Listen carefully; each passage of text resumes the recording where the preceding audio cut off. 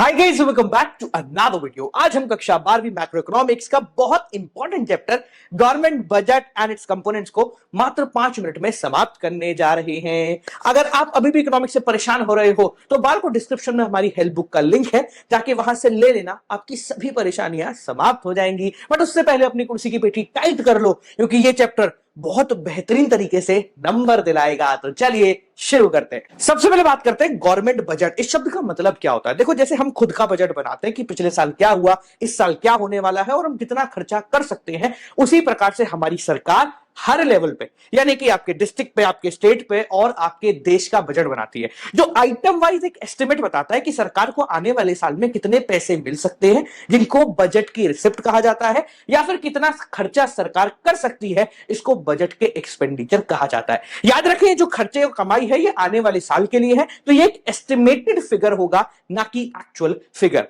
अब सरकार जो है बजट तीनों लेवल पे बनाती है, पर आपको सिर्फ सेंट्रल गवर्नमेंट का बजट पढ़ना है, जिसको यूनियन बजट कहा जाता है।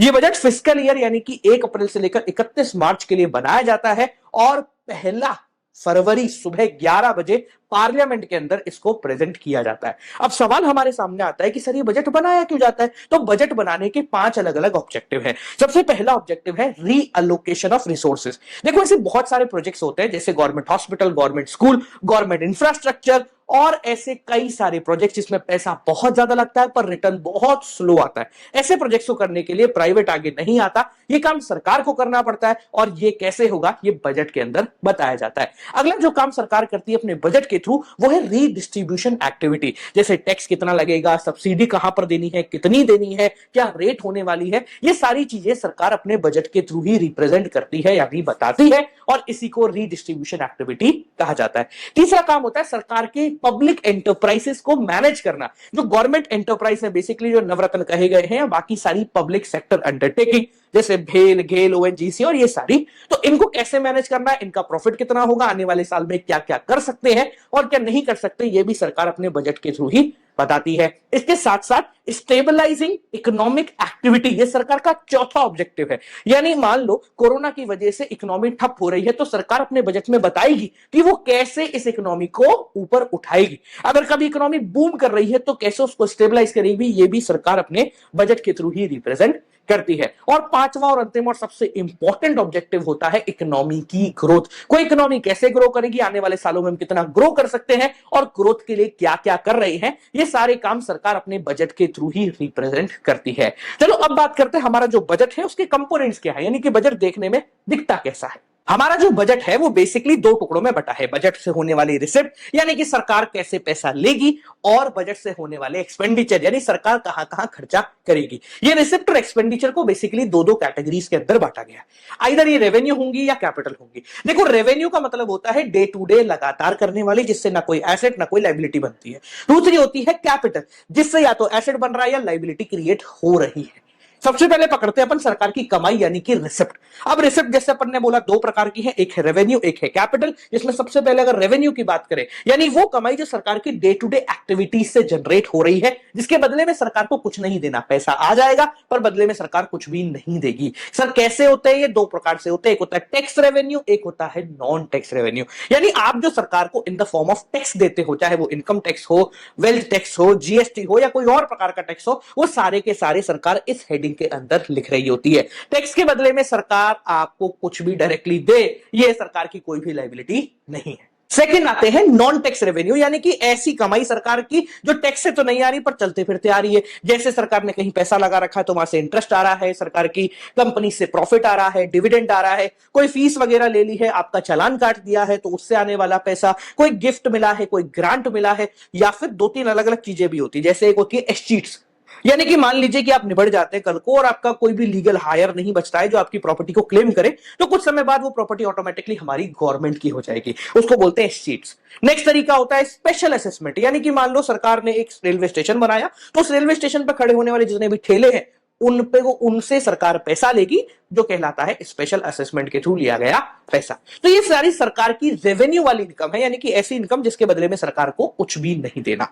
दूसरे प्रकार की इनकम होती है कैपिटल रिसिप्ट, यानी ऐसी रिसिप्ट जो सरकार को मिल तो रही है पर या तो वो लाइबिलिटी चढ़ा रही है या फिर किसी प्रकार का कोई एसेट कम कर रही है। जैसे मान लो बोरिंग, तो सरकार ने जब कहीं से लोन लिया तो उसकी जिम्मेदारी यानी लाइबिलिटी बन गई कि उसको भविष्य में लोन चुकाना है, तो ये कहलाती है कैपिटल रिसिप्ट। और दो प्रकार की कैपिटल रिसिप्ट होती है, जैसे रिकवरी ऑफ लोन। जब सरकार ने मान लो कहीं किसी को लोन दिया था, अब उस लोन की रिकवरी हो रही है, तो पैसा तो आ रहा है पर बदले में सरकार का एक एसेट जो है वो कम हो रहा है। तीसरा तरीका होता है कैपिटल रिसिप्ट का अदर रिसिप्ट। अदर रिसिप्ट मतलब इधर उधर से, जैसे डिसइन्वेस्टमेंट, यानी मान लीजिए सरकार ने कहीं अपने शेयर्स बेच दिए और अपना स्टेक वापस ले लिया। मतलब सरकार की कोई कंपनी थी, सरकार को लगा कि अब मुझे नहीं चलानी है, तो उसने अपने शेयर मार्केट में बेच दी, तो इसको कहते हैं डिसइन्वेस्टमेंट। शेयर चले गए पर पैसा जो है आ गया है। और दूसरा तरीका होता है स्मॉल सेविंग, यानी इधर उधर से जो भी पैसा जुगाड़ते, जैसे पोस्ट ऑफिस के डिपॉजिट या नेशनल सेविंग डिपॉजिट के थ्रू सरकार जो छोटा मोटा पैसा लेती है।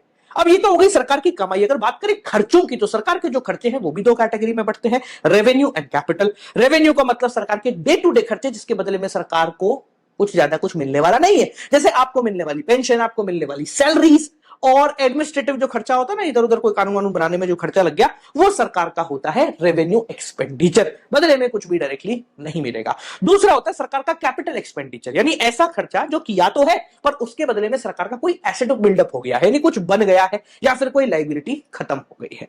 खर्चे में क्या होता है, कुछ बनता है यानी एसेट बनता है और लाइबिलिटी कम हो जाती है। एग्जाम्पल के रूप में सरकार ने रोड बना दी, सरकार ने डैम बना दी, सरकार ने बिल्डिंग बना दी, तो खर्चा तो हो रहा है पर बदले में कोई ना कोई चीज बन के आ रही है। इसके अलावा सरकार ने किसी लोन की रीपेमेंट कर दी, यानी कोई लोन चल रहा था उसको पैसे चुका दी, घर जा तू भाई, तो खर्चा तो हो गया पर साथ साथ में हमारी लाइबिलिटी भी क्या हो गई, कम हो गई। अब इसके बाद बात करते हैं कि हमारा जो बजट है वो बेसिकली दिखता कैसा है। देखो, हमारा जो भारत देश है वो एक बैलेंस बजट बनाता है। बैलेंस बजट का मतलब एक ऐसा बजट जिसमें सरकार की कमाई और सरकार के खर्चे हमेशा बराबर दिखते हैं। बेसिकली बजट तीन प्रकार के होते हैं, बैलेंस, सरप्लस या डेफिसिट। बैलेंस मतलब कमाई इज इक्वल टू खर्चा, सरप्लस मतलब कमाई इज ग्रेटर देन खर्चा, यानी सरकार की जो रिसिप्ट है वो एक्सपेंडिचर से ज्यादा है। और तीसरा डेफिसिट बजट, यानी कि सरकार के खर्चे उसकी कमाई से ज्यादा है। हमारी सरकार पार्लियामेंट में जो बजट प्रेजेंट करती है वो बेसिकली बैलेंस होता है, यानी कि जितना कमाया उतना ही खर्च किया। बट ये बैलेंस्ड बजट सरकार को करना पड़ता है, यानी कि ऑटोमेटिकली बजट बैलेंस नहीं होता। मान लो सरकार के खर्चे हैं 100 करोड़ और कमाई आई 95, तो दिक्कत हो जाएगी कि 5 करोड़ कहां से लाएंगे। तो सरकार बताती है कि भैया ये 5 करोड़ का जुगाड़ हम लोगों ने कर लिया है in the form of boring, यानी कि जो बजट प्रेजेंट किया जा रहा है वो होता ऑल्दो बैलेंस है, और उसको बैलेंस करने के लिए सरकार को काफी सारी मलम पट्टी उस पर लगानी पड़ती है। तीन प्रकार की मलम पट्टी है जो कि हमें देखने को मिल जाती है। सबसे पहले प्रकार का गवर्नमेंट बजट का डेफिसिट होता है, जिसको बोलते हैं रेवेन्यू डेफिसिट, यानी ऊपर ऊपर से सब कुछ सही चल रहा है पर अगर खोद के निकाले तो पता लगता है कि सरकार के रेवेन्यू में गड़बड़ है। गड़बड़ कैसे दिखी, यानी सरकार का जो डे टू डे रिसिप्ट है, रेवेन्यू रिसिप्ट है, वो सरकार के डे टू डे खर्चे से ज्यादा निकल गया, यानी revenue expenditure is greater than revenue receipt. इसको बेसिकली जो फॉर्मूले के थ्रू दिखाया जाता है वो भी बिल्कुल यही है, revenue expenditure minus revenue receipt. ये बेसिकली बताता है कि सरकार जो है अपने डे टू डे खर्चे को मैनेज नहीं कर पा रही है, और जब सरकार मैनेज नहीं कर पाएगी तो अल्टीमेटली गवर्नमेंट को उसको संभालने के लिए लोन लेना पड़ेगा। यानी कि इन शॉर्ट बोले तो यहां पर एक लायबिलिटी गवर्नमेंट की जनरेट हो रही है, या फिर सरकार को मजबूरी में अपने एसेट को बेचना पड़ेगा, क्योंकि खर्चे तो संभालने पड़ेंगे। एंड बेसिकली ये एक तरीके से कह सकते हैं भारत में इन्फ्लेशन की कंडीशन लाता है, महंगाई लेके आता है, क्योंकि इन कहीं से लोन लेंगे तो पैसा आएगा, सर्कुलेट होगा ज्यादा पैसा तो महंगाई बढ़ेगी। अब इसके अलावा जो दूसरे प्रकार का डेफिसिट होता है उसको बोलते हैं हम फिस्कल डेफिसिट। फिस्कल डेफिसिट बिल्कुल इससे मिलता जुलता ही है। फिस्कल डेफिसिट बेसिकली बताता है कि सरकार को कितनी बोरोइंग करनी है, यानी कि सिंपल भाषा में fiscal deficit is equal to borrowing होता है। इन केस अगर आपको बोरोइंग डायरेक्टली नहीं गिवन हो तो फिस्कल डेफिसिट निकालने का दूसरा फॉर्मूला भी है, वो है total expenditure minus total receipt, यानी सरकार के खर्चों में से कमाई को हटा दो, जो आया वो सरकार के लिए बोरोइंग करने की जरूरत है, या फिर फिस्कल डेफिसिट है। बेसिकली फिस्कल डेफिसिट सरकार के बोरोइंग रिक्वायरमेंट को बताता है। ये बताता है कि किस प्रकार से हमें लोन लेना पड़ेगा, और लोन लोगे तो कहीं ना कहीं आपको डिपेंडेंसी दिखानी पड़ेगी और लोन चुकाना भी पड़ेगा, तो सरकार की फ्यूचर ग्रोथ भी इससे हैम्पर होती है। लोन लेने के लिए बेसिकली दो प्रकार के ऑप्शन होते हैं, या तो आप बोरिंग करो या फिर डेफिसिट फाइनेंसिंग करो। देखो, बोरिंग तो आप सबको पता है, कहीं से लोन ले लेना, या तो बाहर से ले लेना या फिर आरबीआई से ले लेना। दूसरा तरीका होता है डेफिसिट फाइनेंसिंग, ये कम करा जाता है, बहुत रेयर केस में करते हैं। डेफिसिट मतलब नुकसान, और फाइनेंसिंग मतलब उस नुकसान की भरपाई करने के लिए पैसे छापना। ये बात आपको और हमको दोनों को पता है कि हमारी गवर्नमेंट के पास पैसे छापने की मशीन लगी हुई है, तो ये भैया चाहे तो अपने नुकसान की भरपाई करने के लिए नई करेंसी प्रिंट कर सकती है, पर यह करने से अल्टीमेटली नुकसान ही होगा, क्योंकि नई करेंसी आएगी तो मार्केट में फ्लो बढ़ेगा, फ्लो बढ़ेगा तो पैसा बढ़ेगा, पैसा बढ़ेगा तो महंगाई बढ़ जाएगी। तो इसलिए इन दोनों में से सबसे बेहतरीन ऑप्शन है वो है बोरोइंग कर लो, क्योंकि वो पैसा जो एक्स्ट्रा आएगा आपके पास वो आपको वापस चुकाना है, तो सर्कुलर फ्लो बैलेंस होगा।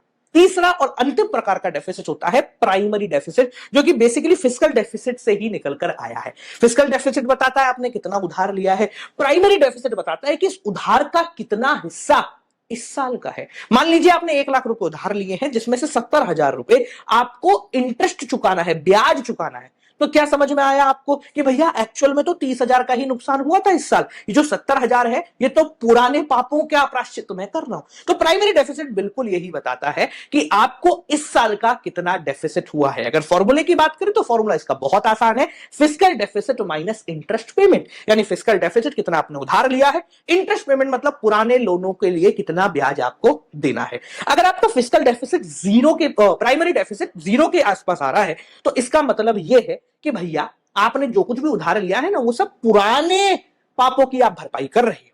ठीक है, और अगर फिस्कल डेफिसिट और प्राइमरी डेफिसिट दोनों बराबर आ गए, यानी कि पिछले साल का ब्याज नहीं देना, तो इसका मतलब इसी साल तुम कुएं में गिर गए, सारा लॉस इसी साल का है। ठीक है जी, तो आई होप सो बालको आपको हमारी बात और ये चैप्टर पूरी तरीके से समझ में आया होगा। इसी प्रकार से बाकी चैप्टर देखने हैं तो डिस्क्रिप्शन में मैं लिंक डाल दूंगा। अब तक हेल्प बुक नहीं ली है और अगर ये स्टॉक में मिल रही है ये रिंग, तो जाके ले लेना, क्योंकि हमारे हिसाब से जब ये वीडियो लाइव होगी आउट ऑफ स्टॉक हम हो चुके होंगे। ठीक है, तो चलिए मिलते हैं आपसे अगली वीडियो के साथ, तब तक के लिए नमस्कार।